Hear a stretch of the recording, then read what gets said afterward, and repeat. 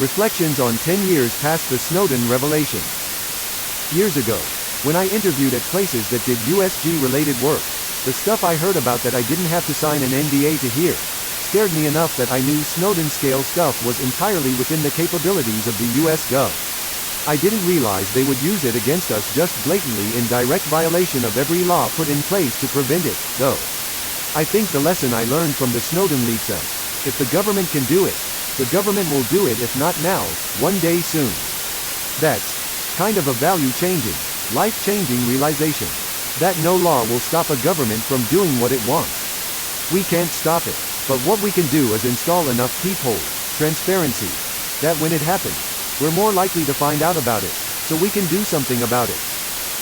Sadly, this seems to be the case, which means we the people have lost control of our government. I wonder if historically governments were ever controlled by the people. It seems democracies that can somewhat control the government are extreme outliers in human history. Democracy via elected representatives is a lie. Extreme outliers may even be too much. Is there even a handful of examples? It's not even a lie. It's just not democracy. The whole point of democracy as it got invented was that the people can directly vote on any government issue. No direct voting on everyday do-day policies, no democracy. Simple as that. It would not be possible in practice, is the actual lie.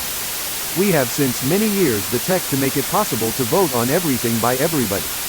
I'm not saying that everything would be perfect if people could decide about their fate in an actually democratic way. The majority is dumb on average. That's a sad truth, but I'm not sure it would be really worse than what living in our current lie is. Given some fundamental rules, like human rights, which couldn't be overruled easy by simple majority voting, such a system could work, imho. The only question is how a society could arrive at a true democracy. Given for example into what the French Revolution culminated, I have no high hopes that creating a bigger democratic society is even possible. Pure democracy as you describe it, even if technically feasible, would still result in tyrannies and terrible outcomes. The biggest problem isn't lack of influence on the laws, it's lack of knowledge, reason, understanding and empathy. And that problem exists whether it's X number of people influencing the outcome, or 1 million X. Every negative influence that politicians are open to, the masses are also open to, though scale may vary, e.g. WRT corruption.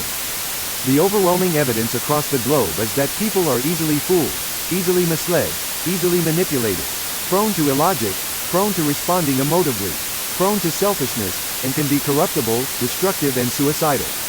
They routinely will sacrifice advances to their own cause in order to exclude, punish and exorcise others. No, technically direct democracy would lead to no better outcome, though I'm sure at some point in our history we'll try it. See Switzerland. Yes, most of the time new ideas are not easily hard, but the whole population gets to hear it and vote on it. Yes, more often than not revolutionary or forward-leaning ideas don't get a yes on the first glance. But at this point the whole population talked about the topic. And here comes the magic. A few years later a new idea arises better than any idea before and suddenly people get it. We talk and vote about topics and not politicians. You've just made an anti-argument for your own claim. As people are people, real democracy would not be worse than the status quo as we're already ruled by people with lack of knowledge, reason, understanding and empathy. But you can't for example corrupt the majority of all people. So real democracy would be at least in this point better. By no means worse, but better in some regards as a clear win imho. Lack of knowledge, reason, understanding and empathy. I'd love to agree with you, but people in general are easily manipulated en masse. Currently the majority are too all-informed to make appropriate decisions about anything, making them even easily to manipulate. I'll include myself in this. For real democracy to work it's more than giving all people the right to vote on all things. They need to all be informed about all the issues in an impartial way, in a way that those people can fully understand. That I'd say is impossible. The point of democracy is not that everybody is perfectly informed to come to the logically best outcome. The point is that it gives a people agency over their own future. If they choose to be ill-informed and pick bad candidates, they own the consequences. Democracy does not lead to the best outcome, but to the most fair one. There is at least one place where it works in some extent for 800 years: Switzerland. Public votes few times every year on basically anything enough people decide to vote on, 100k signatures needed in 8M population and you have a public vote. You want to ban mosques, or join NATO or have 6 weeks of paid vacations. Have a say. Also weak central government, and strong cantonal ones with their own rules and laws. That is true freedom in the hands of people. To decide on your lives. To have freedom to improve it or mess it up. Every effing politician knows it. Yet they conveniently ignore it, or even outright attack it when they are spewing words like freedom and democracy. It doesn't matter if EU or US or any other place. We have since many years the tech to make it possible to vote on everything by everybody. Electronic voting machines and vote counting machines are hackable. Technology is the disease here, not the cure. I wouldn't trust anything other than hand-counted paper ballots. In the last 10 years technology has increased substantially. In the last 5 years AI has advanced significantly. That is worth really letting sink in. I try my best to avoid every kind of online discussion on these topics that I reasonably can avoid. Some might even see it as paranoia. But I assume that every single thing I post online, or say on the phone, send in text, or write in emails, is traceable back to me directly. That it is being captured and stored by multiple agencies and countries and that it is all fed into ICE that are at least as capable as GPT-4. Imagine a Gov-GPT where you can ask it, tell me everything I need to know about John Smith, and the AI can relate it his job history, credit score, recent emails at home and work, his phone calls, his purchases, his political opinions, his spiritual beliefs, his likely weaknesses. All smartly formatted in a succinct essay that we know and love from ChatGPT. My question is, if we aren't there already, how long until we are? Intelligence professionals talk about how disorienting it is living on the inside. You read so much classified information about the world's geopolitical events that you start seeing the world differently. You become convinced that only the insiders know what's really going on, because the news media is so often wrong. Your family is ignorant. Your friends are ignorant. The world is ignorant. The only thing keeping you from ignorance is that constant stream of classified knowledge. It's hard not to feel superior. Not to say things like, if you only knew what we know, all the time. I can understand how General Keith Alexander, the director of the NSA, comes across as so supercilious. I only saw a minute fraction of that secret world, and I started feeling it. This really well describes the feelings I was getting around the time of the revelation. As I scrolled through the secret documents, it's like a different world out there. Hackers can hack, but these agencies can do so much more. Intelligence agencies have the law behind them, can force you, the hardware suppliers, so-called interdiction, software providers, PRISM etc., to play ball and force you to sign an NDA, non-disclosure agreement, at the end of the day. Don't want to agree? You end up like Quest. CEO got jailed. Or Yahoo. $250,000 daily fine until they comply. The power gained is immense though. Just read about X-Key score. Again, it's just a different world out there. Would love to know what their capabilities look like nowadays. To take what you've said a little further, intelligence agencies have the law behind them. But once you become aware of everything they, all of them, worldwide, are doing, you get a completely different perspective on the law itself. Being involved in these activities can also diminish your ethical base, which I guess explains some of the crazy law-ignoring, law-breaking activities within all governments. Yes, agencies have all these capabilities, but at the same time they rarely sway the practical course of history. When the Euromaidan demos in Ukraine forced regime change, and the Russians hacked and leaked all US, EU diplomatic chatter around it, the contents were utterly banal and predictable. There was no grand conspiracy or execution, just a bunch of interests scrambling to react. Intercepting communications gives them a leg up, but that's about it. Regarding Quest, wasn't the CEO jailed for insider trading? Or is there another side to this story? He claimed that he was actually jailed in retaliation for not playing ball with the NSA before 9/11.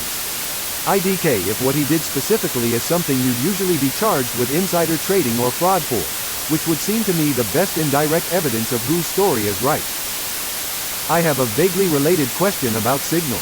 People say it's secure and encrypted, but it was widely publicized that Sam Bankman-Fried's Signal messages were inspected by authorities.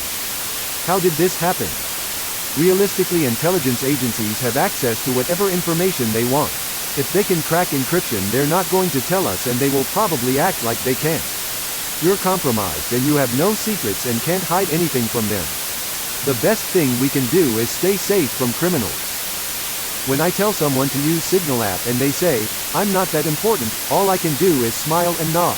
No, you are not that important. I prefer to point out, if only interesting people encrypt their messages, then encrypting your messages becomes a signal that you are interesting. As a boring person who thinks the state shouldn't be allowed to focus the eye of Sauron on anybody, I have a responsibility to encrypt my boring brunch plan. I think, "I'm not that important," is basically either the result of someone not thinking very hard, or it is a dishonest anti-encryption position. Embedded in it is the message that only certain types of people ought to be worried about the scrutiny of the state, and that the person holding the position is happy to take advantage of the fact that they aren't that sort of person. Force them to face that position head-on, I think. What about as a boring person who does think the state should be allowed to focus the eye of Sauron on people? And that person doesn't have to be anti-encryption, just anti-bad OPSEC. What about as a boring person who does think the state should be allowed to focus the eye of Sauron on people? Sure, not everyone has to agree with me. I think it is unpopular to be happy about intelligence agencies spying on us. So hopefully I can win over some of the in-between people by causing them to fully face their position. But if someone just fundamentally disagrees with me, I think this tactic won't work. Coming up with arguments for people who fundamentally disagree with you is pretty difficult. And that person doesn't have to be anti-encryption, just anti-bad OPSEC. I'm not sure I follow here. But in general, for example, I don't think it is reasonable to expect non-technical people who aren't, like, spies to have perfect OPSEC all the time. So, like journalists and activists, they will inevitably slip up sometimes. Anything we can do to mitigate that is good. That's the thing. For someone who thinks Eye of Sauron is acceptable, they don't think it means writ large surveillance of everyone. They think it means targeted surveillance via warrant of a credible threat to American interests domestic and abroad. So you really have a disagreement on terms, not on merit. I think people would be surprised and sickened to know just how cooperative the big tech companies are with the intelligence agencies. Microsoft is especially cooperative, even as going so far to make sure their systems are compatible with surveillance systems. Yes, telcos have had to this as well, but I don't think many people know that Microsoft has proactively done this. Microsoft is especially cooperative, even as going so far to make sure their systems are compatible with surveillance systems. What is a good example? Honestly, people couldn't care less. Or people care, but they don't care in the direction that GP wants. I want US spy agencies to spy on non-American living outside the US who have information that affects national security without being slowed down by too many procedures. I don't want them to spy on Americans, but the government actively works to prevent the agencies from doing this, so it's working as intended. I want US spy agencies to spy on non-American living outside the US who have information that affects national security without being slowed down by too many procedures. Do you also want other national agencies to spy on US citizens without being slowed down by too many procedures? No? Well, if they did not do it before, because of friendship, then they surely started doing it. Further increasing the amount of illegal hacking for everyone.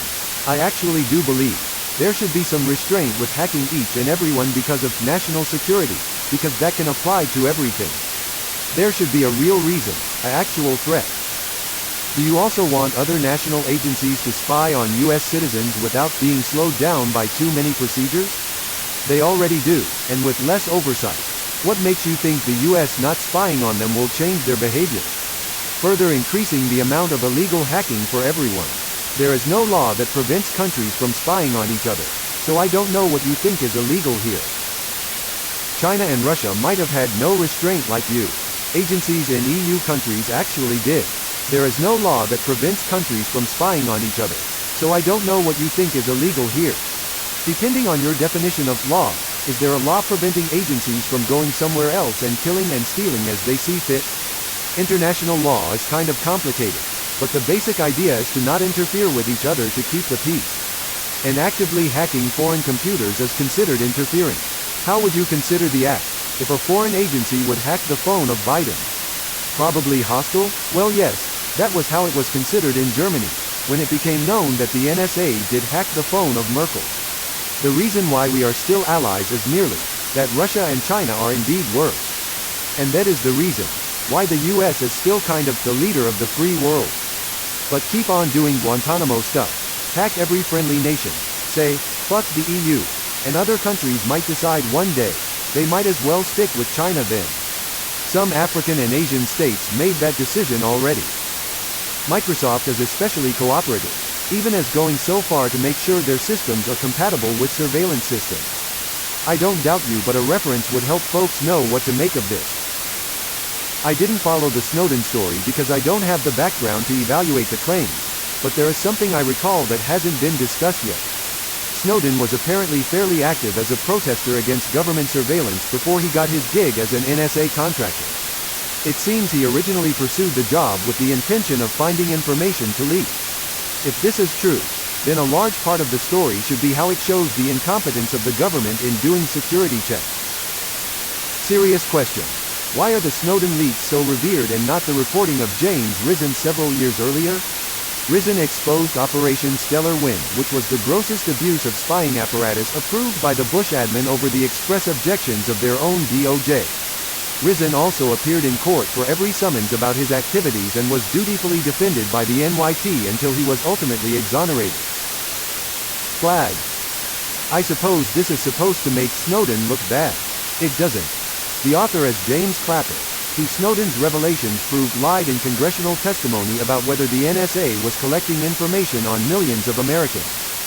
So when he says that multiple executive branch agencies, Congress, and federal courts were all aware of and conducted oversight of the very programs that concerned Snowden, he's talking about the Congress that he lied to about these programs. How are we supposed to trust that Congress can conduct effective oversight when the intelligence community lies to them? We shouldn't. Snowden embarrassed the intelligence community and they won't forgive him for it. Americans, and others, should take that into account when they read or listen to the intelligence community's criticisms of Snowden. Reply. Greater than the secrets Snowden was releasing were revealing to our adversaries and international terrorist groups how to avoid or thwart our surveillance. Good. Maybe this will incentivize intelligence agencies to not abuse their power knowing people will whistle blow and reveal secrets. When you remove all other methods of accountability, this is what happens. Intelligence agencies did this to themselves. Reply. Flag. He was flying to Ecuador and his passport was revoked when he was in Russia.